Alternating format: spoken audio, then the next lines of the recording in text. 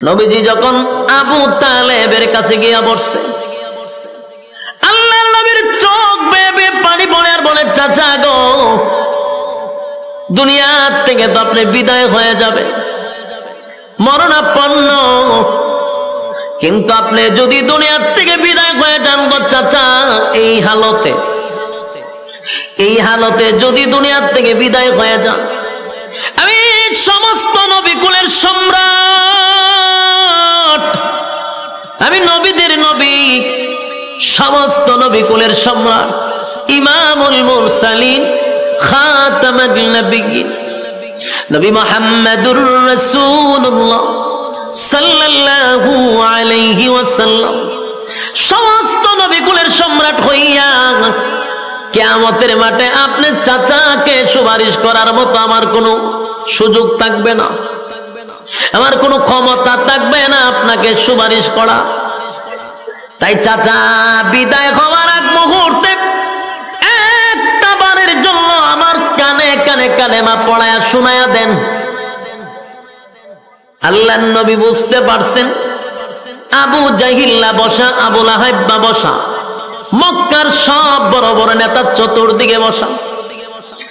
আবু তালেব বলেন, বাতিজা, আমি যদি কালেমা পড়ি, ওই দেখ আবু জাহিল্লা বসা, আবু লাহাব বসা, মক্কার সব লোক বসা, কালেমা পড়া যদি মারা যায়,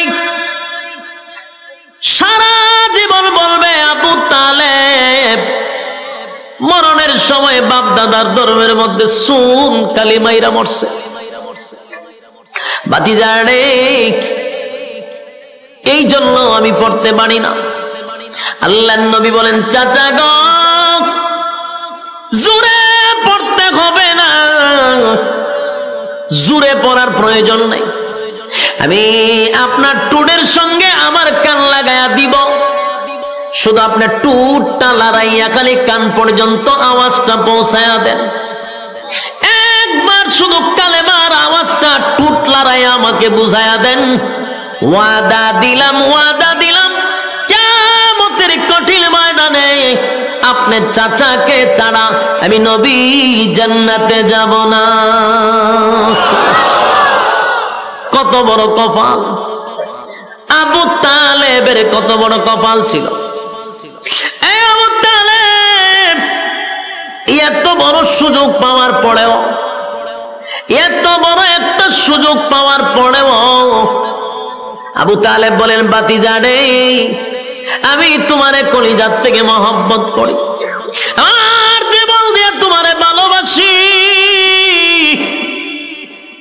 আমি তোমারে ভালো করে চিনি, তুমি যে পয়গম্বর সেটা আমি জানি, তুমি আল্লাহর পয়গম্বর আমি জানি রে বাতিজা, তাই তো আমি তোমার সন্তানের চেয়েও বেশি মহব্বত করছি। বাতিজা শুধু এখানেই নয়, আমি আরো জানি তোমার কালেমা যদি আমি না পড়ি, চিরস্থায়ী আমি জাহান্নামে যাব, সেটাও বাতিজা আমি জানি। বাতিজা, আমি আরো জানি, আরো জানি তোমার কালেমা যদি আমি পড়ি, আল্লাহ তুই জান্নাতে যাব, সেটাও জানি। সুবহানাল্লাহ। বলুন আবু তালেব জানতো কিনা দিন ধর্ম ইসলাম সঠিক, নবী পয়গম্বর সঠিক, কোরআন সঠিক, সব জানতো। এরপর আবু তালেব বলেন, আমি সব জানি, কিন্তু আমি কালেমা পড়তে পারলাম না রে বাতিজা, তোমারে মহব্বত করি, তারপরেও আমি কালেমা পড়ব না, কারণ আমি যদি কালেমা পড়ি, সমাজের মানুষ সারা জীবন আমারে বলবে বাপ দাদার ধর্মের মধ্যে সুন কালি লাগাইছি, এটা বরদাস্ত করতে পারবো না, তাই আমি কালেমাটা পড়লাম না। আমি তোমার কালেমা না পড়িয়া তোমার আল্লাহর জাহান্নামটা বেছে নিলাম। নাউজুবিল্লাহ। হেদায়েত কি সবার কপালে তাহিল? কথা বল না দি, সবার কপালে হেদায়েত নাই। এখানে যে সবাই ওয়াজ শুনতে আসছে, সবাই কি হেদায়েত পাইব? কথা হয় না, এরকম সবাই হেদায়েত পাইতো। বাংলাদেশে কত লক্ষ মাহফিল হয়, সব মানুষ আল্লাহর ওলি হয়ে যেত গা, ঠিক নেই? সারা দেশে খালি আল্লাহর ওলি থাকতো, বুজুর্গ হয়ে বইরা যেত গা। কিন্তু যত মাহফিল হচ্ছে, মানুষ ভালো হইতে জানে, খারাপ হইতে বেশি। খারাপের সংখ্যা কম না, ভালার সংখ্যা খুব কম, খারাপের সংখ্যাটাই বেশি। কেন? সবার কপালে হেদায়েত নাই। রাসূলের আপন চাচা যেই মহব্বত রাসূলকে করছে, নিজে না খাইয়া রাসূলকে খাওয়াইছে, জরায়া দইরা রাসূলকে ঘুমাইছে, এত মহব্বত আর এত ভালো, রাসূলের জন্য জীবন দিতেও প্রস্তুত ছিল। সেই চাচা কয় আমি জাহান্নামটা বাচ্চা নিছি। চিন্তা করছে? এই জন্য সবার কপালে হেদায়েত নেই, তকদিরে থাকতে হয়। তকদিরে না থাকলে করবেন কি? আল্লাহর নবীর সাথে সাথে এই কথা শোনার পরে চোখ দিয়ে পানি ছেড়ে দিছে। নবীর গাল মোবারক বেবে, দাড়ি মোবারক বেবে পানিগুলি পড়তেছে, অজরে নবী কাঁদতেছে। হায় রে, আমার চোখের সামনে আমার চাচা দুনিয়ার থেকে বিদায় হয়ে যাবে, কেমনে গো আমি বরদাস্ত করি? আল্লাহ সাথে সাথে তখন একটা আয়াত নাযিল করছে, ইন্নাকা লা তাহদি মান আহবাবতা ওয়ালাকিন্নাল্লাহা ইয়াহদি মান ইয়াশা। আয়াতে কারিমা নাযিল করে আল্লাহ বলেন, নবী গো,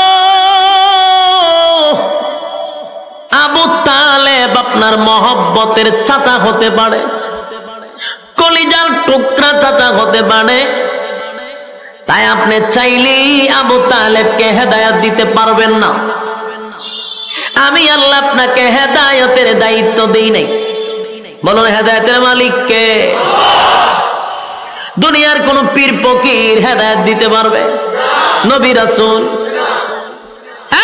পৃথিবীর কোন নবী রাসূলের হাতে আল্লাহ হেদায়েত দেয় না। ইন্নাকা লা তাহদি মান আহবাবতা ওয়ালাকিন্নাল্লাহা ইয়াহদি মান ইয়াশা ওয়া হুয়া আ'লামু বিল মুহতাদিন। আলামে চোখের পানি আপনি মুছে ফেলুন, আপনার মহব্বতের চাচা হতে পারে গো, কিন্তু আপনি চাইলেই আপনার চাচাকে আপনি হেদায়েত দিতে পারবেন না, কারণ আমি হেদায়েতের দায়িত্ব আপনি নবীকে দেই নাই গো নবী। আপনি যতই চেষ্টা করেন, আমি আল্লাহর সিদ্ধান্ত আবু তালেব রে হেদায়েত দিব না। আল্লাহ হেদায়েত দিবে না, রাসূল কান্দে, আল্লাহ খাইন্দা লাভ নাই। আপনি যতই কান্দেন, আমি তারা হেদায়েত দিব না। কেন দিবে না? এটা লম্বা আলোচনা, আমার এই দিকে যাওয়ার উদ্দেশ্য না। যেটা বুঝাইতে চাচ্ছি, আবু তালেব মারা যাওয়ার পরেই শুরু হইল রাসূলের উপরে নির্যাতন।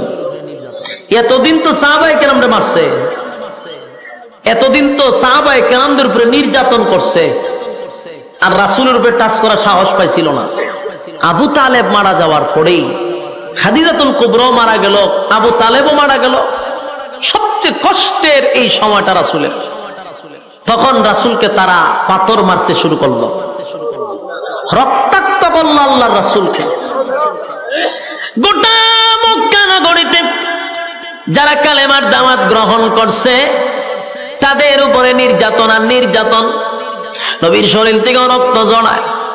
সাহাবায়ে কেরাম নবীর কাছে গিয়ে বলে, হাবিব, ও আল্লাহর পয়গম্বর, আল্লাহর কাছে একটু বলেন না গো, আসমান থেকে যেন আমাদেরকে সাহায্য করে। আমরা আর বরদাস্ত করতে পারি না, আর সহ্য করতে পারি না, আর সহ্য করতে পারি না, একটু আল্লাহর কাছে বলেন। নির্যাতনের শিকার সাহাবায়ে কেরাম,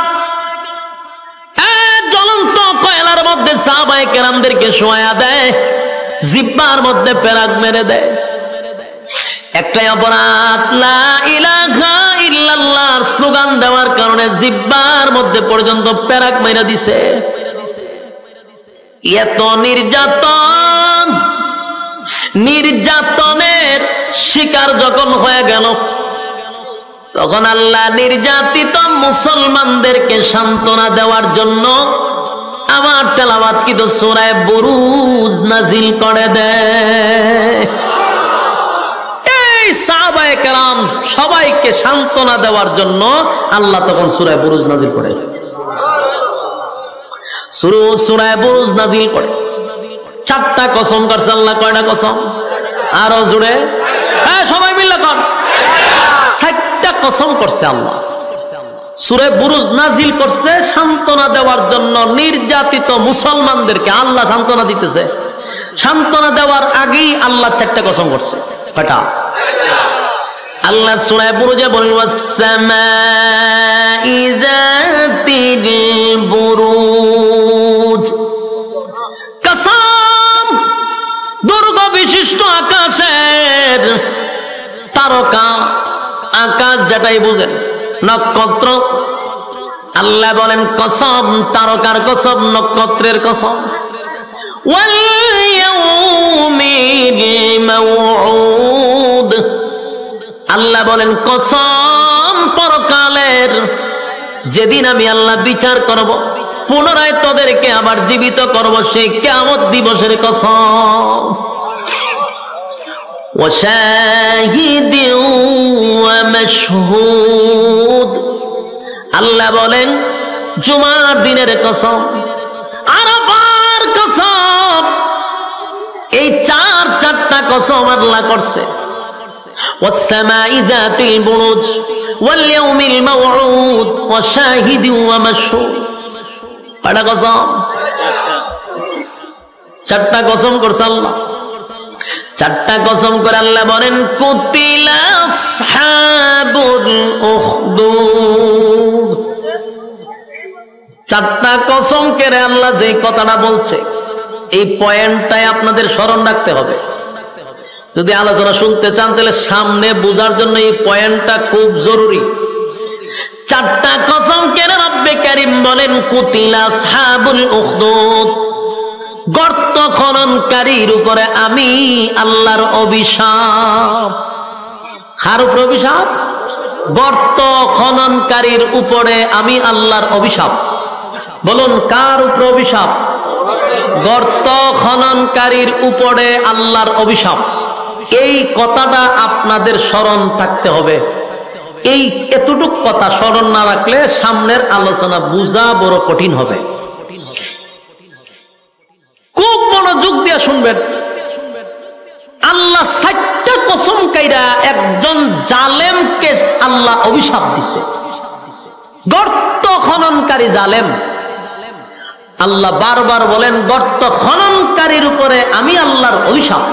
4টা কসম করে বলছে অভিশাপ, কসম অভিশাপ, কসম অভিশাপ, কসম অভিশাপ। গর্ত খননকারী। এই জায়গা ওয়াজটা রাখেন, এরপরে আসুন এই সূরা নাজিল হইল কেন বলেন? নির্যাতিত মুসলমানদেরকে সান্ত্বনা দেওয়ার জন্য। হেডলাইন মুখস্থ রাখতে হইব। আপনারা আমার আনছেন অভিগঞ্জ থেকে, হত্যিকা গিচ্ছা উনবার লেগে আনছেন নি? গল্প, কাল্পনিক কথা, হ্যাঁ ফিসা উড়া গেছে সাগরে, ওই নদী নিপার, ইটা উনবার লেগে নি? খবর ভেঙে আছে, আগুন লেগেছে, ওটা দৌড় মারছে, ইটা উনবার লেগে আনছো? তাহলে একটু মনোযোগ দিয়ে শুনেন। যদি মনোযোগ দেন খুব সহজে বুঝবেন। এই পয়েন্টগুলো ইয়াদ রাখবেন। 4টা কসম করে নির্যাতিত মুসলমানদেরকে সান্ত্বনা দেওয়ার জন্য আল্লাহ সূরা বুরুজ নাজিল করছে। আমি যদি আপনাদেরকে জিজ্ঞাসা করি আল্লাহ সূরা বুরুজ কেন নাজিল করছে, আপনারা বলবেন নির্যাতিত মুসলমানদেরকে সান্ত্বনা দেওয়ার জন্য নাজিল করছে। কসম কয়টা কাটছে? 4টা। 4টা কসম করে অভিশাপ কারে দিল? গর্ত খননকারীর উপরে আল্লাহর অভিশাপ। এখন আসুন আমরা পয়েন্ট বোঝা দরকার। প্রথম প্রশ্ন হলো, যদি নির্যাতিত মুসলমানদেরকে আল্লাহ সান্ত্বনা দিচ্ছে সূরা বুরুজ নাজিল করে, মানলাম, কিন্তু সূরা বুরুজের ভিতরে কি এমন ঘটনা আছে যেই ঘটনা শুনাইয়া সান্ত্বনা দিছে? ঘটনাটা তো জানা দরকার। কথা বলে নাকি যে এমন কি আছে সূরা বুরুজের ভিতরে যেটা শুনাইয়া নির্যাতিত মুসলমানদেরকে আল্লাহ সান্ত্বনা দিল? এই ঘটনাটা তো শোনা দরকার। এই ঘটনাটাও কোনো গল্প নয়, কোনো গিচ্ছা নয়, তাফসীরের ভিতরে এই ঘটনাটা আল্লাহ উল্লেখ করছে। এই ঘটনা কি? রাসূল দুনিয়াতে আসার 90 বছর আগের ঘটনা। রাসূল দুনিয়াতে আসার কত বছর আগের ঘটনা? 90 বছর আগের ঘটনা। এই সময় রাসূল দুনিয়াতে নাই। এই 90 বছর আগের ঘটনাটা আল্লাহ সূরা বুরুজের ভিতরে ঢুকাইয়া তখনকার নির্যাতিত মুসলমানদেরকে সান্ত্বনা দিছে। এখন আপনাদের প্রশ্ন, 90 বছর আগে কি ঘটছিল? ঠিক না? 90 বছর আগে ঘটনাটা কি? 90 বছর আগে একটা ঘটনা ঘটছিল। 90 বছর আগে তখনকার সময়ে একজন জালেম শাসক ছিল। কি ছিল? জালেম শাসক। জালেম শাসক ছিলেন। জালেম শাসকের কাজ হইল কারণে অকারণে মানুষের উপর নির্যাতন করা। আপনি কথা বললেই আপনার উপর নির্যাতন করা, কারণে অকারণে আপনাকে হয়রানি করা, এটা হলো জালেম শাসকের কাজ। তখনকার যুগে একজন জালেম শাসক ছিল। সে নিজেকে খোদা দাবি করত, বলতো আমি তোমাদের রব, আমি তোমাদের প্রভু। যারা তাকে খোদা মানত না তাকে তারা হত্যা করত। এই প্রভু নিজেকে খোদা দাবি করত, বলতো আমি তোমাদের রব, আমি তোমাদের প্রভু। তারে যে খোদা মানত না তারে হত্যা করত। আমার কথা বুঝতে জন্যই কত বড় জালেম, কত বড় জালেম শাসক। তখনকার যুগটা ছিল জাদুবিদ্যার যুগ। জাদুবিদ্যা বেশি চলতো। তো সবচেয়ে প্রবীণ জাদুঘর সে বৃদ্ধ হয়ে গেছে, বুড়ো হয়ে গেছে। তো সে একদিন বাদশাকে বলল যে আমি যদি মারা যাই তা আমার এই জাদুবিদ্যা তো আরেকজনের শিখায়া যাওয়া দরকার, তাই আমাকে আপনি একজন মেধাবী ছাত্র দেন যারে আমার এই আগাম কুগাম শিখায়া যাওয়ান যায়। তো বাদশা চিন্তা করলো কথা তো ঠিক। একটা মেধাবী ছেলে তালাশ করে বাইর করছে, বাইর করে এই বৃদ্ধরে দিছে যে এরে তুমি জাদু শিখাইও। বৃদ্ধ যা শিখছিল তা যুবকরে শিখানোর চেষ্টা করা শুরু করছে। যুবক তার বাড়ির থেকে প্রতিদিন বৃদ্ধর কাছে যায় জাদু শিখতে। একদিন রাস্তার মধ্যে দেহে এক হুজুরে ওয়াজ করে। মনে করেন আপনার এই রাস্তা দিয়ে যাইতেছে, দেহে আমি কেন ওয়াজ করি, হেওয়া ফ্যান্ডেলও বলছে, এরকম বিষয়টা। তো ফাদ্রিয়ে ওয়াজ করে, যুবকে জাদুবিদ্যা শিখতে যাবে, মাঝখানে হুজুরের ওয়াজ শুনতে বসছে। ওয়াজ শুনে দেহে ভালোই তো লাগে, খারাপ না, আর একটু বই। এই বইতে বইতে কয়েক মিনিট বসছে, 10-15 মিনিট ওয়াজ শুনছে। শুননা যুবক আবার চলে গেছে জাদু শিখতো। তো প্রতিদিন সে জাদুবিদ্যা শিখতে যায় আর দেহে হুজুরে বইয়ে ওয়াজ করে। আর তারও হুজুরের প্রতি এমন এক আকর্ষণ ঢুকছে, সেও চিন্তা করলে যে না, হুজুরের কথা বড় মজা, আমি একটু শুনি। দেহে হুজুরে ওয়াজ করে একত্ববাদী খুদার। আর তখনকার মানুষ খুদা মানত কারে? এই কয়েকজনে ওয়াজ বুঝতে যায়, আর বাকি সব আমার মুখের ভাই যাই রয়েছে। উত্তর না দিলে বধু ওয়াজ বুঝুন না, আপনারা ওয়াজ বুঝতে শুননি। 2-1 ভাই যে ওয়াজ বুঝতেছে। বাকি দেশের সব জনগণ খুদা মানত জালেম শাসককে। আর এই যুবক ওয়াজ শুনলো, ফাদ্রিয়ে ওয়াজ করে একত্ববাদী খুদা। যুবকে চিন্তা করছে, কিরে ফাদ্রি দি খুদা আর একজন হয়, আর দেশের সব জনগণ আমরা যে মানি ওই বাদশারে খুদা মানি, হুজুরে দেখো খুদা বলে আর একজন আছে। এটা নিয়ে সে খুব চিন্তায় আছে। তো এরপরে জাদু শিখে আর হুজুরের কাছে আস্তে আস্তে একদিন কথা শুনতে শুনতে, তার আসল রবের কথা শুনতে শুনতে সে এই হুজুরের হাত ধইরা কালেমা ভরে ঈমান আনছে। ঈমান আনছে। আনার পরে প্রচুর স্টাডি করতে শুরু করলো, গবেষণা শুরু করলো, ভাবতে শুরু করলো। ভাইবা কয় ঠিকই তো আছে, বাদশা খুদ হইব কেমন? এটা আমাদের মতো না, তুই খুদা হয় কেমন?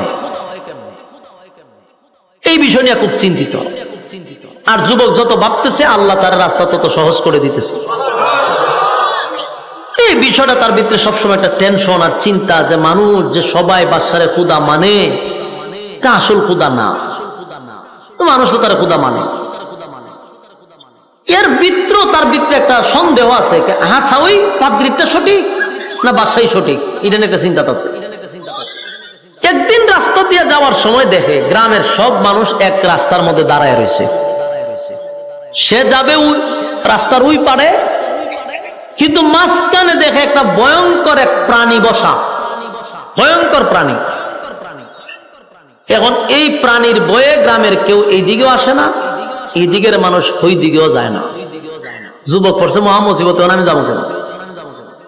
এই প্রাণীর ভয়ে সব মানুষ দাঁড়িয়ে আছে। হঠাৎ করে যুবকের মাথায় একটা প্ল্যান আসলো যে আজকেই আমার পরীক্ষা করার সময় আসল রবকে। আজকে আমি পরীক্ষা করবো যে আসল রবকে। এই বইলা সে একটা পাথর লইছে, ছোট্ট পাথর লইয়া কইতাছে যদি একত্ববাদী খোদা সঠিক হয়, পাদ্রী যে দাওয়াত দিছে সেই খোদা যদি সত্য হয়, তাহলে এই পাথর দিয়া তো একটা মুরুগ মারাও সম্ভব না। কিন্তু এই পাথরটা মারার সাথে সাথে যেন এই ভয়ঙ্কর প্রাণী মারা যায়। সঠিক খোদা যদি হয় পাদ্রীটা, আর যদি সঠিক খোদা না হয় তার এটা মরবে না। এই বইলা ডিল মারতেই ছোট্ট পাথরটা ডিল মারছে, একদিকে ডুইকা আর একদিকে বেরিয়ে গেছে। ওই প্রাণীটা জাগাতেই মারা গেছে। বলুন তো দেখি যুবকের ইমানি জজবা বাড়ছে না কমছে? ইমানি জজবা বেড়ে গেছে। এখন তো যুবক কয় সর্বনাশ, তাহলে আমার টার্গেট ঠিকই আছে, খোদার পরিচয় পেয়ে গেছে। খোদার পরিচয় পেয়ে যুবক খুব খুশি, আমি আমার রবের পরিচয় পেয়ে গেছি। এতদিন এই বাদশাকে খোদা মানছি, হ্যাঁ কোনো খোদা টোদা না, দেশের মানুষও তারে খোদা মানতেছে, আসল রবের পরিচয় পেয়ে গেছি। যুবক এবার একটা ডংলিয়া পড়ছি আমিও। সম্মানিত সুধী, যুবক চিন্তিত। আমরা একটা কাজ করেন, বক্সে হালকা একটু ইকু দেন, বক্সে দেন। আপনি রিপিও কি কইটারে মনিটরে দিয়েন না, মনিটরটা আমার কাছে তো, বক্সে দেন, হালকা দেন, শ্বাসটা না টানে। সম্মানিত সুধী, এখন এই যুবক তার ইমানি জজবা বাড়ছে। সে চিন্তা করলো আমি আসল রবের পরিচয় পাইছি।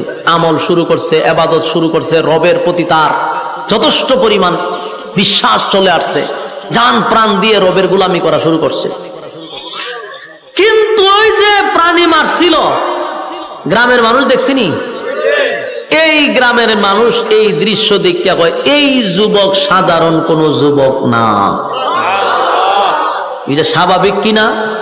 আমনের সামনে যদি আমি বড় একটা বাঘ মাইরা ডিল মাইরা, তা আমার মুড়িদানের আর অভাব পড়তো না। কথা ঠিক নেই? এখানে বাংলাদেশ ফু দিয়া ডিম ফাটাইলে মুড়িদানের অভাব নাই, লাইন ধরে মুড়িদানের, বেড়া বেড়ি যা আছে সব মুড়ি দিয়ে জায়গা। আর এই যুবক একটা প্রাণী মারছে, বিশাল ভয়ঙ্কর প্রাণী, তাও ছোট্ট একটা কণা পাথর দিয়া। বুঝেননি কি পরিমাণ তার ভক্তবৃন্দ বাড়ছে। মানুষ কয় এই যুবক সাধারণ না, তো মানুষ তার কাছে যায়। যুবক গেলে পরে ফু দেয়, তো অনেক রোগ ভালো হয়ে যায়। কুষ্ঠ রোগ লিয়ে যায়, ফু দিলে ভালো হয়ে যায়। আতুল্লুলা মানুষ যায়, ফু দিলে ভালো হয়ে যায়। কেরামতি খালে আরো বাড়তেছে। মানুষ কয় সর্বনাশ, এই যুবক সাধারণ না। তো এরকম করতে করতে এইগুলা কিন্তু একসময় সইরা যায়। একজনের মুখ থেকে আরেকজন, একজনের মুখ থেকে আরেকজন, করতে করতে পার্লামেন্টে এই খবর চলে গেছে। পার্লামেন্টে একজন অন্ধ মন্ত্রী ছিল। কি মন্ত্রী? অন্ধ মন্ত্রী, চোখে দেখতো না। এই অন্ধ মন্ত্রীর খানে গিয়া মেসেজ গেছে যে কই মন্ত্রী সাহেব, সারা জীবন তো আর দুনিয়া দেখছেন না, অন্ধ মানুষ আপনি, আপনার চোখ ভালো হওয়ার একটা মেডিসিন পাইছে। অন্ধ মানুষ যদি উনি চোখ ভালো হইব, তার কত আনন্দ। জিগা কিভাবে? অমুক জায়গায় অমুক একটা যুবক আছে, তার কাছে গেলে আপনার চোখ ভালো হবে। এই মন্ত্রী কথা শুননা যত স্বর্ণ হীরা মণি মুক্তা আছে সব বাস্কর ভিতরে বইরে গেছে যুবকের কাছে। গিয়া কয় যুবক, এই বাস্ক খুলো, এটার ভিতরে সব স্বর্ণ আছে। জিগায় কেন? বিনিময়ে চোখ ভালো করে দাও। যুবক কয় চোখ ভালো করার ক্ষমতা তো আমার না, আমি তো চোখ ভালো করতে পারি না। মানুষ যে বললে তুমি এটা করে দাও সেটা করে দাও, বলে এগুলো তো আমি ভালো করি না, আমার রব ভালো করে। এই কথা শুনিয়া মন্ত্রী মারছে হাসি। জিগা আপনি হাসেন কা? হয় তুমি যে রবের কথা কইতেছো, আমি তো হারা দিন রবের কাছেই থাকি। চোখ যদি বালা করতো কি আর তোমার কাছে আইতাম? ওই অন্ধমন্ত্রী মনে করছে রব মানে বাদশা, আর দেশের সব মানুষ তো তার রবই মানে। মন্ত্রী কয় আমি হারা দিন তাহি এর কাছে, এ কি এর খুদা আমি বুঝি টুঝি না, এতে কি চোখ বালা করতো? আজ এর কথা। যুবকে কয় আপনি যেই বাদশার কথা বলতেছেন সে তো খুদা হওয়ার কোন যোগ্যতা রাখে না, খুদা হওয়ার কোন যোগ্যতা তার নেই। মন্ত্রী কয় তার মানে তুমি কি বাদশাকে খুদা মানো না? বলে না। এর পরিণাম তো ভালো হবে না, বলে জানি মৃত্যুদণ্ড হবে, আমি আমার আসল রবের জন্য জীবন দিতেও প্রস্তুত।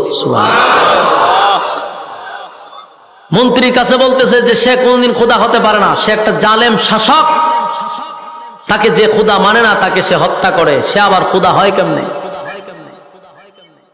তখন বলতেছে বাবারে এই ফেসা আমার ভালো লাভ নাই, তুমি আমার চোখ বালা করে দাও আমি জায়গা। যুবক কইতে চোখ তো আমি বালা করি না, তো তোমার রব রে কেউ চোখ বালা করে দিত? হয় আমার রব তেমনি ভালো করে না। তো কেমনে ভালো করে? আপনি কালেমা পড়ে আগে রবের উপরে ইমান আনতেইব। ইমান যদি আনেন আমি আমার রবের কাছে একটু রিকোয়েস্ট করতে পারি, আমার রবের দয়া মায়া হইলে আপনারা ভালো করে দিব। মন্ত্রী চিন্তা করলো দুনিয়া তো কিরম দেখছি না, এখন চোখ তো আমার দরকার। ঠিক আছে কালেমা পড়লাম, কালেমা পড়ছে, ইমান আনছে। যুবক এবার আল্লাহর কাছে হাত তুললে কান্না শুরু করছে, আল্লাহ মন্ত্রীর চোখ বালা করে দিছে। এখন তো মন্ত্রীদের ছবি দেখে, ঘটনা কি তারই ছবি দেখা যায়। পৃথিবী এত সুন্দর, মানুষ এত সুন্দর, জীবনে দেখছে না, এরপরে কি করতে পারে এটা তো আমরা বুঝি নই। একের এক জায়গা খারি থাকবো নি, দৌড়াদৌড়ি করবো, ঠেলা মারবো, খামসা মারবো, মানুষের দিলে সিমটি মারে, খামসা মারে, ঠেলা মারে, ধাক্কা মারে, লাইটও গিয়ে দৌড়ালায়, কারেন্টও দৌড়ালায়, জীবনে দেখছে না, ঠিক নেই।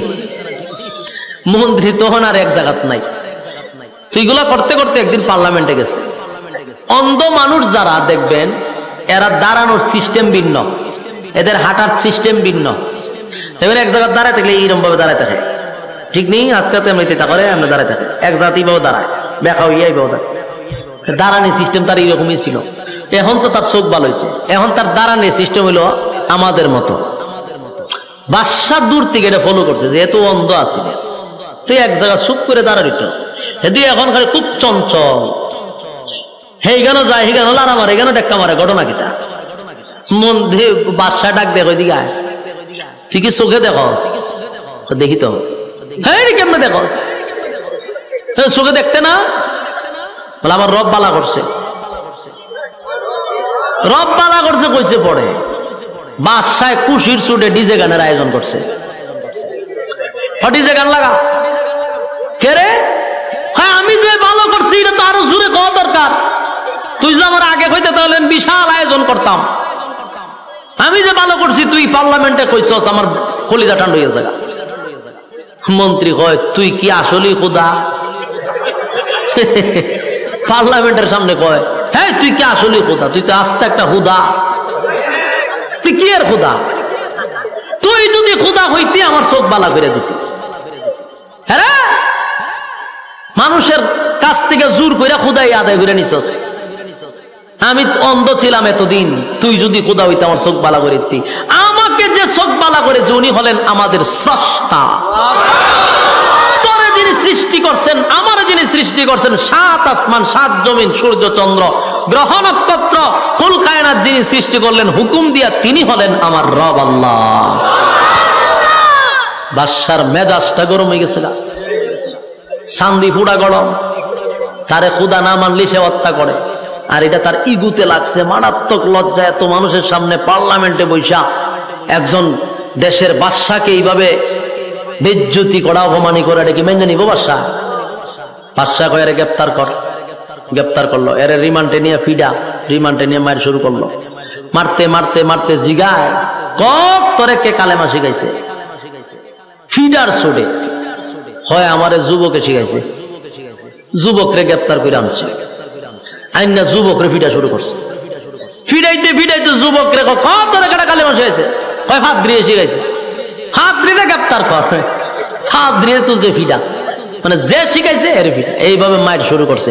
কারণ আমি আগেই বলছি সে কি জালেম শাসক। সে কি শাসক? জালেম শাসক। 3 জনে ফিডাইতে ফিডাইতে লাস্টে কয় তিনজনে তো ইচ্ছা মতো ফিডাইছি, এখন ক তোরা রবকে। তিনজনের কয় রব হলেন আল্লাহ, যিনি আমাদেরকে সৃষ্টি করছেন। বাসাও কিরে এত ফিডা গেল কো? কয়াম নইতো না। মন্ত্রীর মাথার উপরে একটা করাত রাখছে, করাত চিনুন না আপনারা? বুলার মানুষ গাছ দেখাটে, এই করাত মাথার উপরে রাখছে। রাখতে কয় মন্ত্রী, যদি তুই আমাকে রব বলে স্বীকার করস ছেড়ে দিব, আর যদি স্বীকার না করস করাত দিয়া মাঝখান দিয়া দুই ভাগ করব। কিতা বুঝলেন? আমরা এখানে যারা বসা, আমি বক্তা সহ, আমরার মাথার যদি একটা খরাত রেখে হয় আমরা একটা টান দিব, আমরা ইমান থাকবো নি?